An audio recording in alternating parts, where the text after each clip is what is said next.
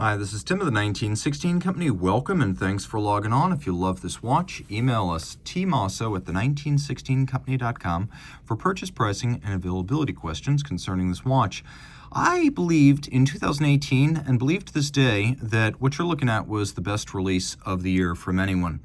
So in 2018, Nomos launched this, the Nomos Glashutte Autobahn, part of the Neomatik family of automatic watches. This was the first Neomatik movement, the DUW 6101, to feature a date from inception. Designed by hip designer Werner Eislinger, the watch features a handsome and unusual series of refinements inspired by pre-war motor racing circuits and automotive imagery. So we're going to shake down this high-performance machine and get a sense of what inspired it, but also how it wears, fits, and works as a timepiece.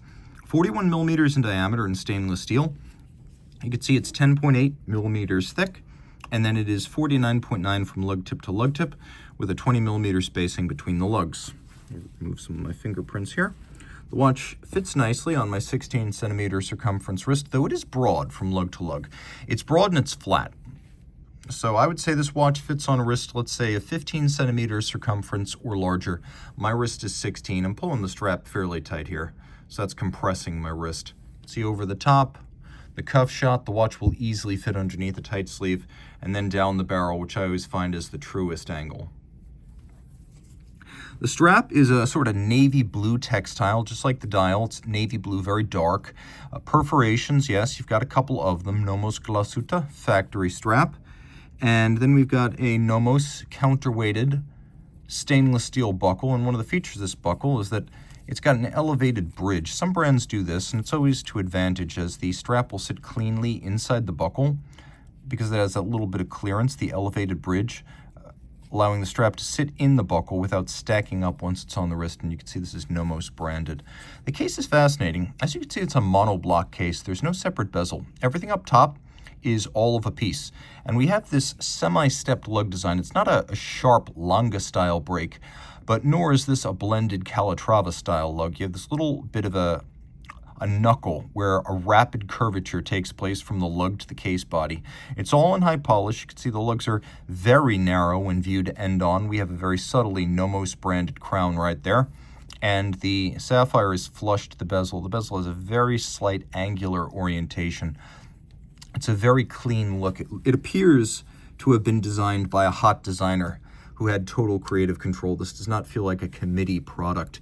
Now the dial, if you look very carefully, you can see that it's dished, and it's designed to be a reference to famous pre-war racing circuits like Brooklands in England, Indianapolis in the United States, Monza in Italy, and the somewhat less known Autodrome Linas Montlhéry, which is outside of Paris, and that is a French road course with banked turns.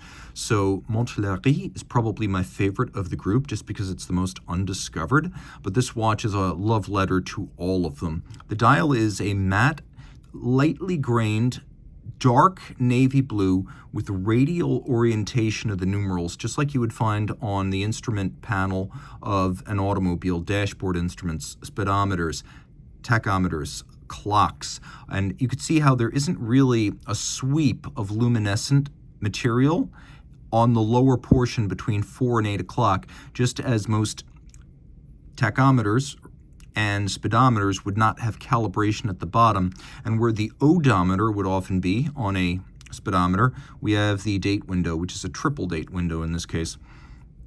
Taking a quick look, you can see that there is no shortage of luminescence. It's like the electroluminescent dashboards of early 1960s Chrysler products, if you're familiar with the Astrodome dashboards.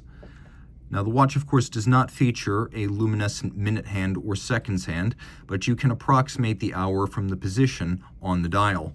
The watch features a number of details, including unique fonts and typefaces developed specifically for the watch, a few splashes of color, and then we have a needle-like minutes hand, which is really quite cool, both in its aesthetic and its operation. There's very little dead angle in this crown in terms of how much I have to turn it before it starts moving. It feels like a precision German article, and these are made in Glashutte, Germany. Now you can see I've got the hacking seconds activated right here, but there's also a quick set for the date.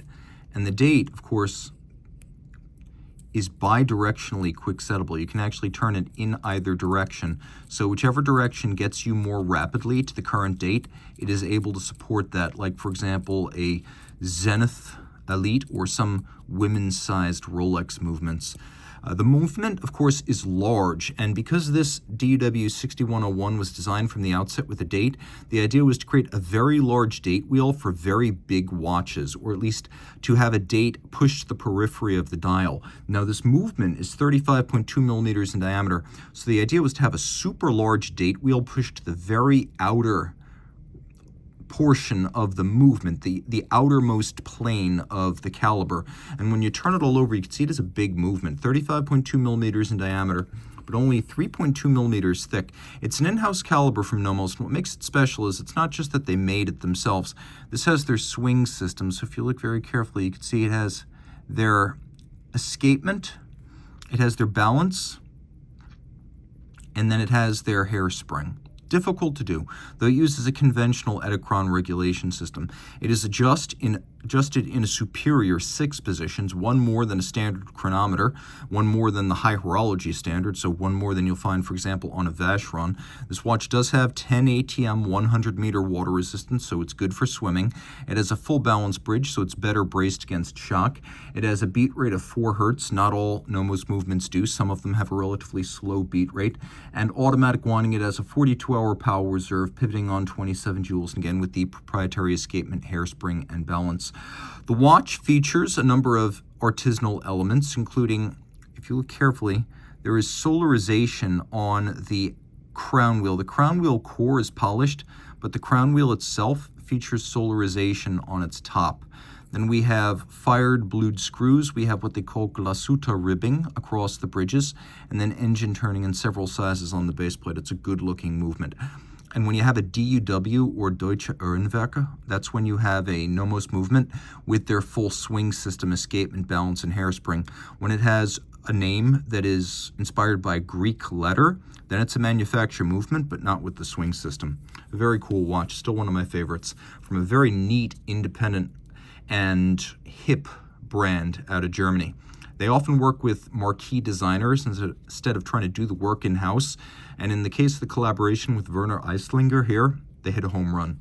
Reach out to Team Mosso at the 1916company.com for purchase and pricing details.